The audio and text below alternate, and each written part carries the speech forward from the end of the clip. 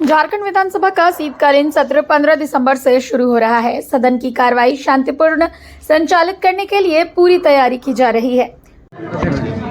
आज सारे दल के नेताओं के साथ हम लोग बैठक करते हैं और उसी बैठक को आज हम लोगों ने किया और हमारा जो यह है जो हम करने जा रहे हैं आने वाला कल से सदन चलेगा। सदन में कौन कौन वर्ग का क्वेश्चन किस किस दिन आएगा, किस किस दिन किस किस मुद्दा को लेकर के हम लोग चर्चा करेंगे। तमाम विषयों को लेकर के गहन अध्ययन होता है और माननीय पक्ष और विपक्ष तमाम दलों के नेताओं ने अपना सुझाव देते हैं और बेहतर बनाने के लिए और क्या किया जा सकता है, इन तमाम विषयों पर चर्चा हुआ और चर्चा होने के उपरांत और इसी चर्चा का जो निष्कर्ष है उस निष्कर्ष के आलोक में ही सदन को संचालन करने का काम हम लोग सुरक्षा के मामले में हम लोग भी सचेत हैं। उस घटना से सबक लेते हुए हम लोग भी विधानसभा को और ज़्यादा सशक्त कैसे करें, अनावश्यक व्यक्ति विधानसभा के अंदर न घूम पाए न बैठ पाए, इसके लिए हम लोग फिर उपाय लगाएं। दर्शकों के लिए अनुमति होगी? अगर ऐसे महत्वपूर्ण दर्शक होंगे और सुपरिचित दर्शक होंगे तो मैं समझता हूँ होगी। और अगर मान लीजिए कहीं अपरिचित व्यक्ति या इस तरह का व्यक्ति कोई उपद्रव मचाने के लिए उसका अनुमति नहीं होगी। दूसरी ओर विपक्ष की ओर से सत्ता पक्ष को घेरने की तैयारी की गई है। इस शीतकालीन सत्र में 6 कार्य दिवस होंगे, जिसमें सरकार की ओर से कई बिल भी सदन के पटल पर लाने की तैयारी की गई है।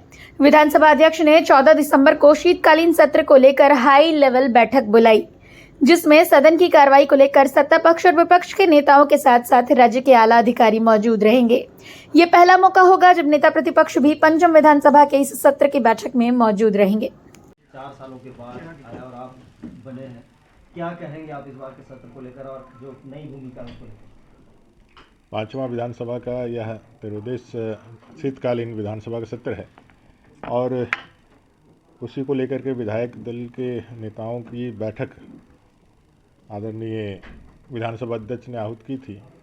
जो परंपरा है उसका निर्वहन करने के लिए पहली बार नेता प्रतिपक्ष इस विधानसभा में उन्होंने अनुमति दी है, तो उसकी हैसियत से हम लोग आए थे और कल से यह प्रारंभ होने वाला है सत्र।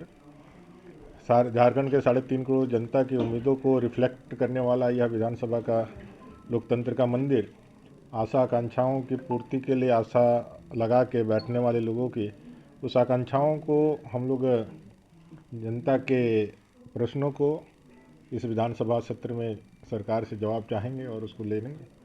पूरी तरह से मैं ज़रूर कहूँगा कि यह सत्र उपयोगी साबित हो और जनता के प्रश्न और आज के हालात के लिए समसामयिक साबित हो, ऐसा हम सबकी इच्छा है, ऐसा आशा है।